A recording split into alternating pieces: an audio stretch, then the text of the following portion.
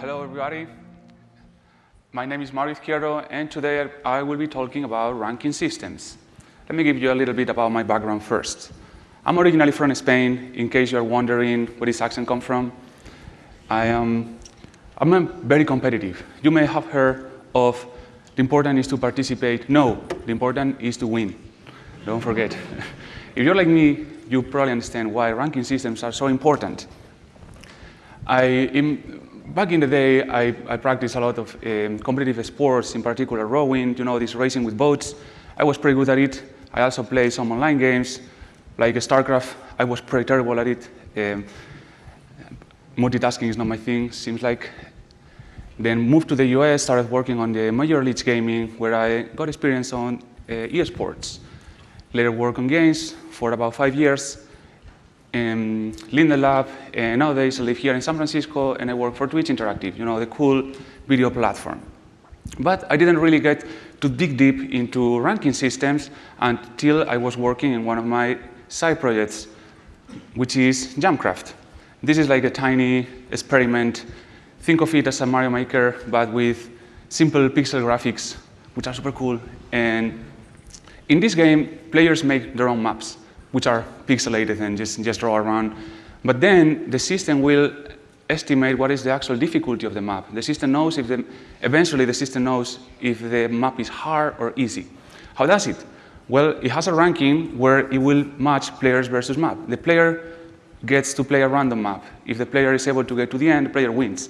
If the player dies before getting to the end, then it has 3 lives. But if he loses all the lives, then the player loses and the map wins. For the ranking system, they are both the same thing. I did it using a TrueSkill implementation in Ruby, which is what I was coding. And for the system, there is only one rank, but I saw different ranks for both players and maps. So if a map, if many players keep dying in the same map, the map slowly goes up the ladder of difficulty. This talk is going to be about 30 minutes, and I'm going to talk about Elo system, TrueSkill, building on top of Elo's ideas, and at the end, practical considerations to build your own. I'm afraid I'm not going to give like the super awesome answer to all your problems with Elo as a player or as a designer. If any, I'll probably raise even more questions in your head. Hopefully one of those questions leads to an answer that solves your specific problem. Let's start with the first example, the Elo rating system. And I'll start by introducing the man who started it all. We deserve no less than this amazing confetti animation. Arpadillo. Animation is awesome. Well, Arpadillo, born Hungarian, came to the United States and was a physics professor and master chess player. While playing chess, he identified problems with a previous ranking system called Harness, which was a little bit subjective in some sense, and it depended on which tournaments you play and how. So he proposed a new system with more sound statistical basis called the Elo rating system. I will put my name as well on it. I will call the Mario system. Well, that system was adopted by the World Chess Federation quickly in the 70s, and he ended up publishing the rating of chess players past and present in the 78, which you all can read if you want. Oh, fun fact, up until the mid-80s, Elo himself was running all the calculations for all the players manually. It wasn't that hard because back then there were like no more than 2,000 players, but still, thanks Elo. Later, computers took over, as they will with all of us at some point. So Elo system is all based on the normal distribution, assuming that chess players' performance are at random distributed variable. So in the eyes of Elo, you are all slimes. Yes, you're all slime people, everybody, yeah. Which, just like a slime, your skill is not here, not there, it's somewhere in between. And the system is not really sure where it is, but it has some idea. It's more or less here in the center. Now, if you are more to the right, you are a better slime. If you are more to the left, you are a worse slime. Sorry, blue slime. The formula, and now think that the formula in Elo is for 1 versus 1 players because that's the only thing it supports. And nowadays, there are many different ways of approaching this problem, but this is the simplest possible way. So let's start from here. After a given match, when 2 players play, there will be a transfer of points from the player that loses into the player that wins. This rating difference is the score, which is a number is 0 if you lose, 1 for the win, minus the expected. And the expected is from 0 to 1, the probability that the system is expecting to happen before. So it's what is expected, what happened minus what was expected to happen before. And then multiply by the k factor, which is just a random number. It's not a random number, sorry. It's just a number. It's a constant that you have to assign to the system. This is just because without the k factor, you will always be transferring points between 0 and 1. So if you do it like transfer points from 100, 70, whatever you want, so you make a bigger or slower k factor. It's also used for adjusting the speed of transfer. So inside the same ladder, you can make that lower players have a higher k factor, and then towards the upper parts of the ranking, a smaller k factor. But think about it as the updated speed. Much of the trick here is in figuring the expected. And that is what the system is doing. It's predicting what will happen, then adjusting based on what actually happened. The original Elo system assumes this formula. Where does that formula came from? Well, it came from the union of these lines. Where the two lines touch together, there's an area there that you can integrate, and you can know what is the actual probability that player E is actually better than player B. Elo suggested like a shape like the same shape for this line for everybody, assuming some standard deviation, assuming that the chess players the performance were under a normal distribution, but you could use any other distribution, you will get a different formula. At the end of the day, you get that the expected probability of player A of winning is based on the difference only between player A and B. As an example, well, this is the kind of numbers you will get with this formula. Let's assume player E is 0 points better than player B, he will have a 50% chance of winning, which is obvious. If he has 100 points, and this all comes from that 400 number in there, you can use a different scale, but in Elo originally, as you know in chess, it goes from 1500 to like 2000. You can use a different scale. But with this scale, 100 points will give you 64% chance of winning, 200 gives you 76, and so on. This is what the system predicts. Let's see an example with Bob and Alice. Bob is a new player, he has 1500 points. Alice is way more experienced and has 1900. The system believes that the expected probability of both of winning is 9%, and Alice is the other part, 91%. Well, what happens using a k factor of 32, and you will use either 10, 30, depending on the case, this is the amount of points that you will be transferring. If Bob wins, he will get 29 points because that was a big surprise for the system. If Bob loses, he will only lose 3 points. And this means that the system is self-adjusting. In theory, you can match anybody of different difficulties, and the amount of points will be transferred based on the actual difference of a score. In practice, we'll see later, is not that easy. You usually want to match players that are actually closer to each other to avoid those outliers. A few comments on Elo, and we'll wrap up here, is a very well understood system, means that's an advantage. Wherever you use it, other people will know to expect what happens with it. It only works for 1 versus 1. It also means team versus team, but you can only track the team points, not every individual player, unless you do yourself some kind of distribution inside it. It's simple, but its simplicity is also great strength. It's still widely used nowadays. Also, if players understand how it works, and they can run their numbers in their calculator like Elo used to do himself, it also feels fair. The K factor is some sort of like a incognita there. You have to find out what is the good one for you. There are many, many different ways. That could be its own talk. And nowadays, there are many different implementations. Almost nobody uses exactly as originally stated, because obviously we have more data. Even for chess, we have more data right now about what is the actual standard deviation than what Elo assumed at the beginning. Also, new players can take a long time to convert to the correct skill rating. This means that they need to play many, many games in order to get to something that reflects their actual skill. Let's move on into the next ranking system that I'm describing today, which is TrueSkill. I'm talking about TrueSkill specifically because it builds on top of the ideas of Elo.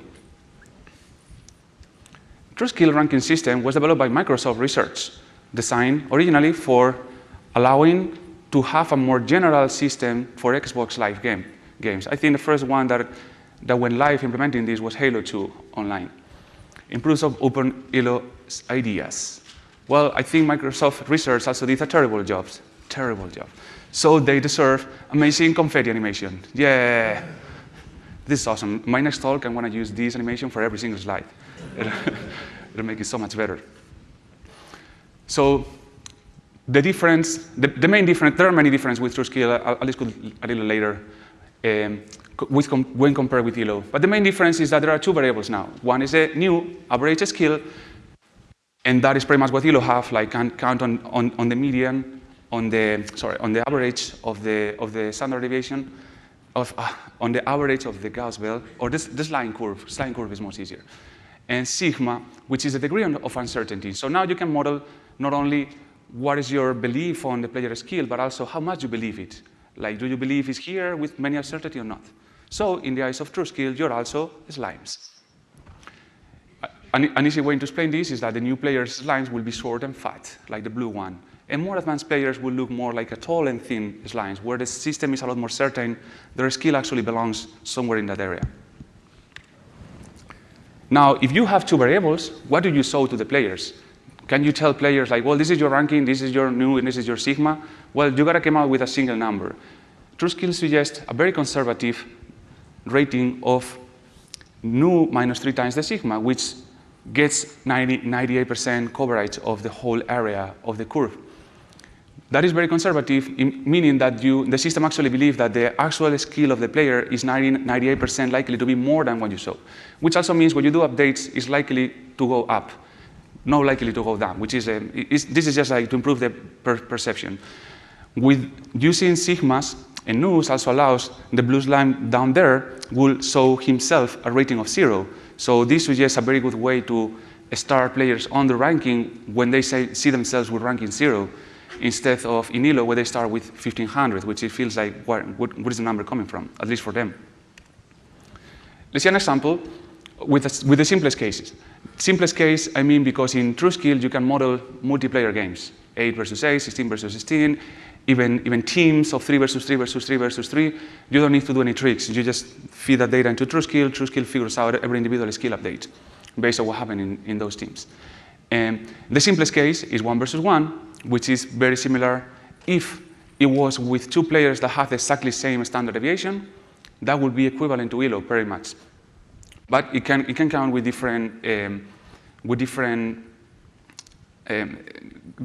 levels of the sigma. Natalia, for example, here will see herself as first game will have that nu and sigma. Eric, on the other hand, has been playing for a while and has a much smaller sigma, which means less uncertainty. What happens if Natalia wins? Big surprise for the system, which allows to give her a very big update.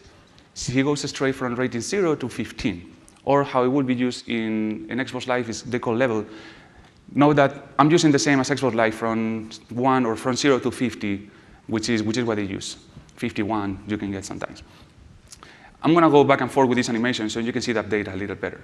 So you see Natalia gets a big update in her nu, but Eric only gets like a tiny update down. That is because he has a lot more certainty. Natalia also gets a big decrease in the sigma, and Eric also gets pretty much no difference. In reality, he's getting like a millesimal tiny down, but it's rounded to 125. So once the sigma is small, it doesn't change that much, but at first it changes fast. This allows the system to quickly converge to the true skill, to get very, very fast to what is your actual skill as a player. Again, for the simplest case, those are the formulas you can find online. They are all public. They're kind of complicated, obviously. They are really not that complicated. I'm not going to go over because we have limited time here. If you want to see them, Microsoft Research published them. They are also, which you can find from a link from the Wikipedia.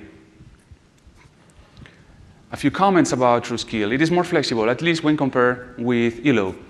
It can model many different types of competitive games. What I mean with this, it allows you to model not only 1 versus 1, but also multiplayers. It has a parameter for the chances of drawing, which in some cases you can draw. More like in other cases, like Goran Racing, you will not draw. You will always get at some point. It also models the luck versus skill, which is very important. Some games like trading card games have more luck involved. Chess has less luck, which Elo usually you will have to come up with your own Gauss belt formation for getting more close to the actual probability of winning or losing. It does quickly converge, at least way faster than Elo. As example, as I was mentioning before, 8 or 16 players playing against each other, randomized, the system will need about 3 to 5 games to get a very good prediction of of their skill. If you're talking about teams like League of Legends, for example, 5 versus 5, that needs a lot more games. Even if you randomize the team formations, we'll need about 50 games in order to get a good prediction. This is because TrueSkill, same as Elo, it only counts wins and losses. It doesn't track individual performance of players inside teams. But it works. Calculations are very complex. As you saw before, fools, but today is not a problem with computers. You don't need Elo to run the numbers game by game. Although, if they are complex, that also means players sometimes don't understand what's going on. And when things don't go the way they expect, they'll be like, it's unfair, it's broken, has a bug.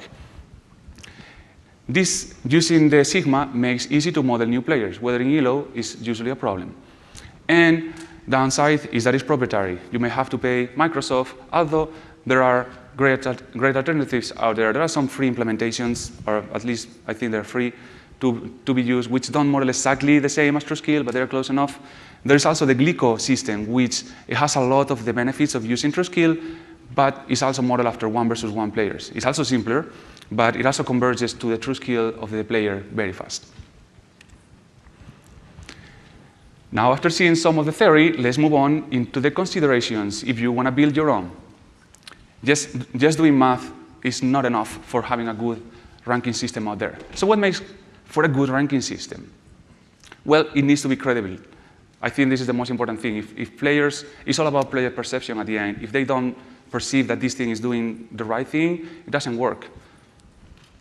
It needs to be easy to implement. This is also obvious, but that also implies that if your system is too complicated, it'll be problematic both for players to track what's going on and also to implement, which also means easy to do bugs, to find bugs, to exploit the system. Depending on the case, there are many other things. Different games have different requirements. Ranking systems are used everywhere. So let's review a few practical issues here. I'm going to go over one of those one by one. There are more, but those are the ones that I can fit in this time. Start from complexity. Foosh again, foosh. Yeah, I clearly love Jackie Chan. He's great. Well, the more precise and flexible your system is, the more complex it is. If it's too complex, it's hard to understand. And also, complex systems are easier to cheat. Never forget that simplicity goes a long way. After all, Elo is still widely used worldwide nowadays. Subjectivity. Well, the more subjective elements into your system, the more complexity you can digest. That's probably the best ways to do that. The extreme example would be a gymnastics tournament where there is a judge that says 7.7, 9.1, 9.9. They just say a number and that's it. That just digests all the complexity. It's super simple. You just need one person to say that. Well, still it's important that the players or the sports people that is competing believes that the rating is credible. If they trust the judge, then it's fine actually. Also, it's important to tell that systems like Elo, more mathematicals, they also have a lot of subjectivity involved, but it's more subtle. For example, Elo, you have to guess what is the best k-factor for your guess. Also, Elo assume what is the standard deviation inside the players, but those things are more subtle. Inflection in the Flexion of Scores. Well, scores may keep going up over time. Why is this? This is because the prediction of the system gives you, even if it gives you a very good estimation, they may have like a 1% error. That 1% error can add over time. If you're thinking about something like chess, what has been played over hundreds of years, they can add up over time. Well, in most cases, games don't last for 100 years, unfortunately. So it's usually not an issue for you. You shouldn't have to worry about this too much. But if it happens, there are things you can do. Like in chess nowadays, sometimes they give bonus points after tournaments, which help feed points into the system to make them grow. They can actually make, for example, new players start with less score, so there's less points into the system. You can try to control that somehow. Well, hello there, new players. When you have a new player into your game, your system, what is his skill? You don't know. They may be an expert already, somebody that was playing and created a new account. Most of the time, there will be new players also. The trick usually isn't to guess what is the average of all of the new players that are starting.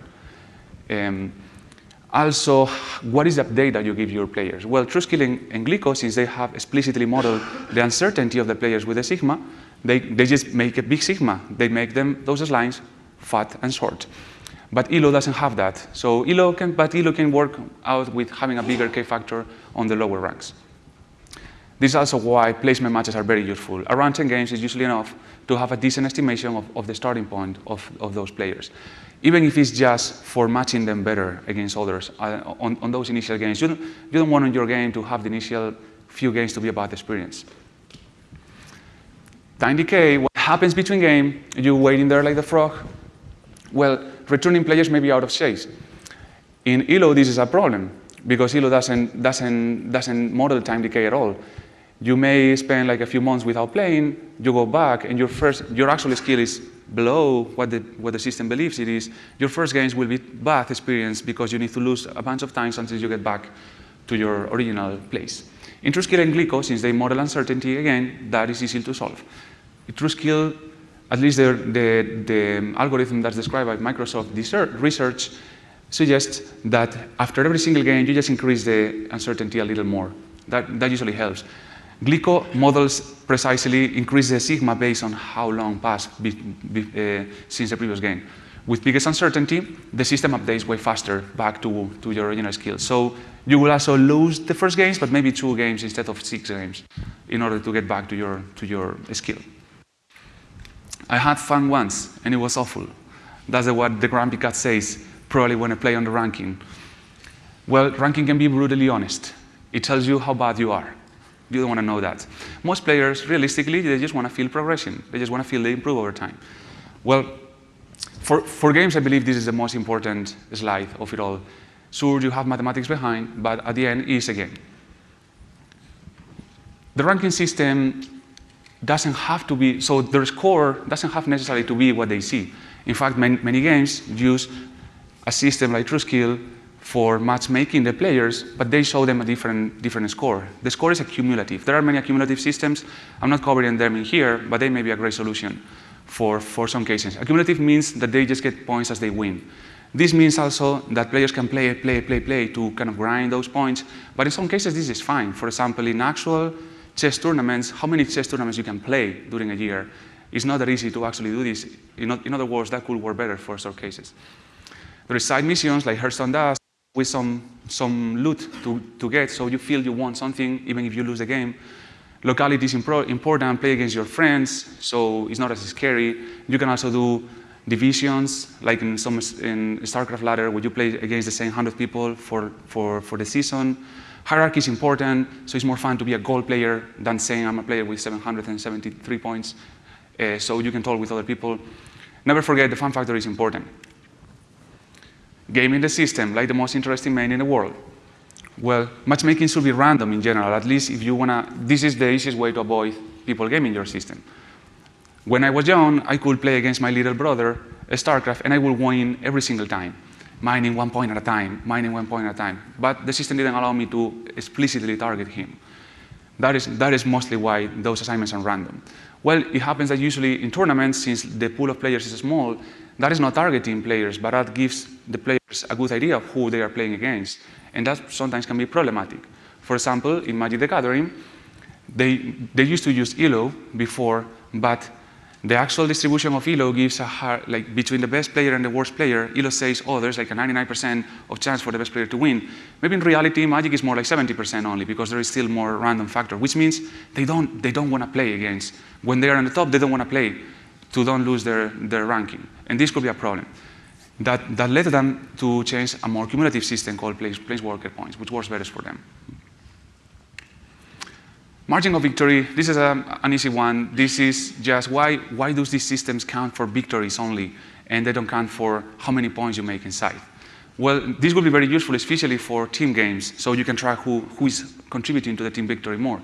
But it is always problematic. Every time you put a metric that players can maximize without thinking about their team, that can lead to unhealthy matches as well. So it's usually best to keep it simple unless you have a very good reason not to. Now, if you do keep the margin of victory, that gives you more information, your system can be even more accurate. I guess this goes back again to complexity versus simplicity. In many games, there's really no place at home. For example, in basketball, it's well known in a study that there is an actual home advantage. Like the referee might be biased, having the crowd cheering for you is empowering. There are things that make, and definitely there are basketball skill rating systems that take this into account, and with a very decent chance of winning. This is just another variable that you could use in your rating system. It's an easy one to use. This one doesn't increase complexity much. And in-games could be, the favorite maps or something that you find out where you believe these players have a higher chance to win already. And here, the dreaded 50% win ratio.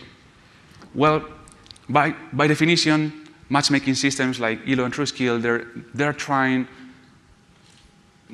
What they do is to try to track the skill of players. Therefore, you can create high-quality matches. And high-quality matches means some games where both players have roughly the same chance of winning, because that makes it more interesting.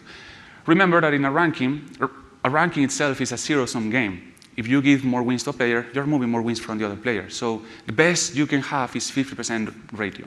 Realistically, many players actually, they like to win more often. I wouldn't put my hand in the fire, but I would say this is even so more true for millennials. They need to win all the time. We all know that. How do you defeat this? Well, you cannot defeat this with a ranking system. You can offer side activities like the StarCraft Arcade, non-competitive quick games. You just need to give them some place where they can have fun and win more often. Maybe have fake AIs, synthesize win streaks when they are happy, and then have them many losses to counter for that. That's definitely something you have to take into account. Going beyond games and beyond, well, rankings are everywhere. Amazon, Google search, everything that is putting different items together is using ranking systems. Well, most of the time, this is not a matchmaking system like Elo. There are many other algorithms there to find out. Zuckerberg's famous example of doing face mask site before doing Facebook to rank Harvard students only based on which one of them are more cool. That was using Elo behind. And at the end, any item that can be compared can be ranked. For example, player versus map. That's all for now. Keep calm. I love cats or kitty raptors. Thank you so much.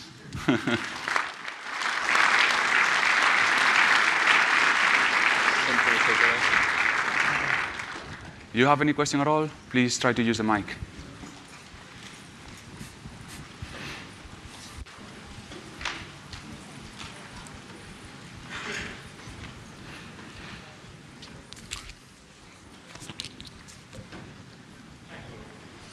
Not sure if this worked. Okay, there we go.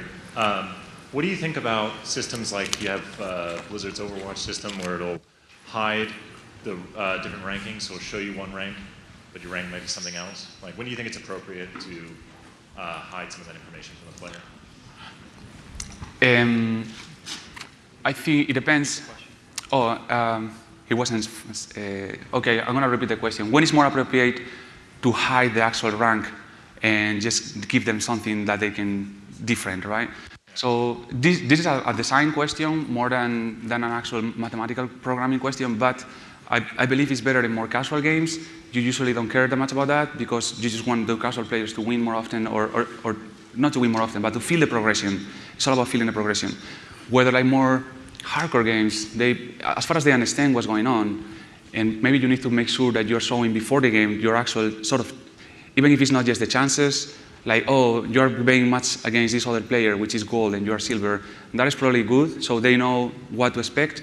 It's always usually about setting the expectations. Now, for casual games, don't expect, a lot of your players will not understand how the system works.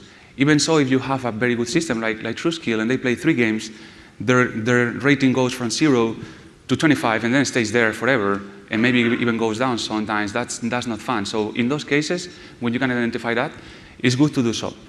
You may still use a ranking system behind the scenes just to make sure that they have fun matches, that they are not ranked against somebody that is much better or much worse than them.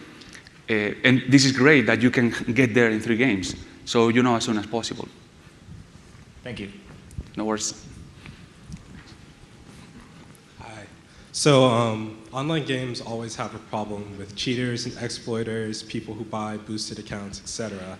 And obviously, when you catch the cheaters, you reset their ELO and ban them or whatever you want to do. but I haven't seen many games or game companies try to tackle the issue of having inflated, like players with inflated elo from either cheating or botting, inflating other players' points by losing after they have cheated up to a certain rank. So you might have players that have played against the cheater, 10 plus times in a single day, and now their ranking is too high. And you punish the cheater, but you don't actually tackle the problem of this kind of point inflation that has been introduced by cheating or exploiting. Okay, so the question is, yes, how do these ranking systems fight cheaters when there are many different ways they can do to exploit, like losing purposely and things like that? Well, do you like increase the unpredictability in your equation when a player has fought against that's one way of doing it. Yeah, so this ranking system we saw here, both Elo and TrueSkill and Glico, and they do not try to solve this problem. What they do is they give you tools so you can work with that. Identifying the cheaters goes up outside of this algorithm at all.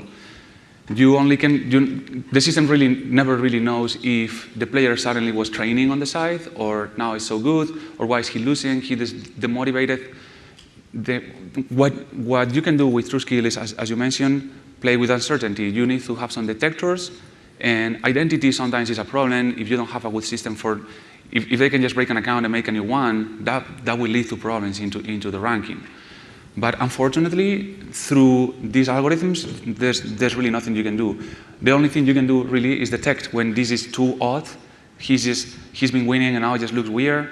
You can try to increase the sigma, change it, penalize, do something like that. But I warn you, the more things you can try to add into it, the more complex the system will become after all. And generally speaking, the more complex, the easier it is to cheat as well. They will constantly find. So that, unfortunately, is a constant fight. All right, thank you. You're welcome.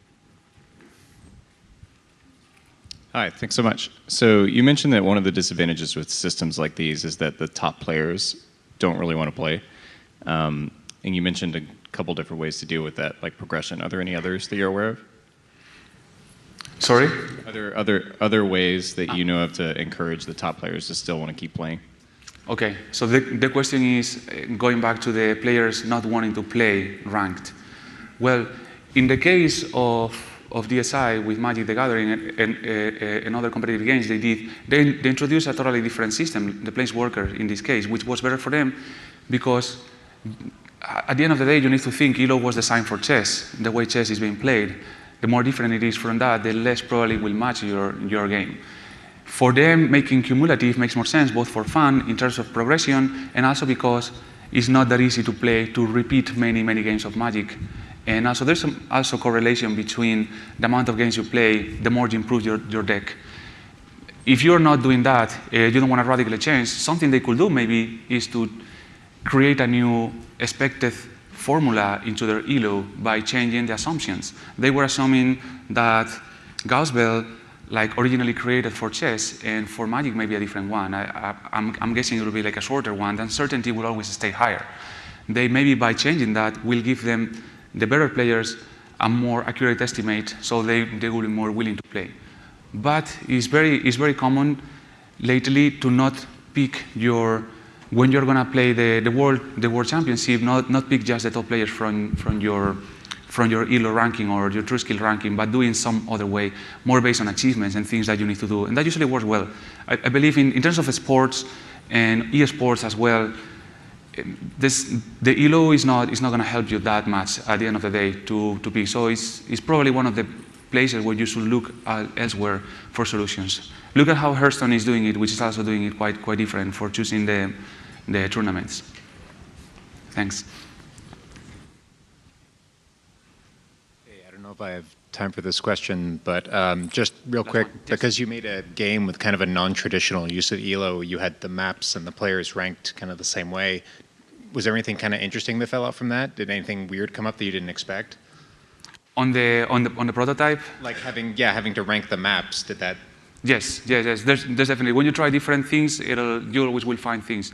And that is why it's important to understand. Oh, I'm going to repeat the question. Did I find more interesting things when matching players versus maps? So yeah, that is why you need to understand how the model works so you can adapt it to your case. In this case, it was surprising first that you have two populations they are both the same, maps and players. But you have two populations where they never play each other. Maps never play against maps, players never play against players, they play each other. And it still works because they influence each other through indirectly they influence each other. So that was surprising. It actually works quite well, especially when using TrueSkill. Less surprising is, well, when a player makes a new map, what is the initial score? Going back to the cold start problem. In this case, instead of using the default initial, I just applied the same score of the player. I was assuming and obviously you have to beat your map, much like in many other user-generated maps. You have to show that your map is beatable. And therefore, that will show. Later, I realized that most of the time it's not the same skill of the player, but actually better. Because players this good, when they are playing other maps, they die on 3 lives. But when they're doing their own map, they can play over and over and over again. Now, what is the number? It doesn't really much. And again, if you think about progression, making it fun, it's probably okay to make the map a little worse. So the first few games will kind of more likely be won. There are other implications like that, but yeah, and you also need quite a few maps.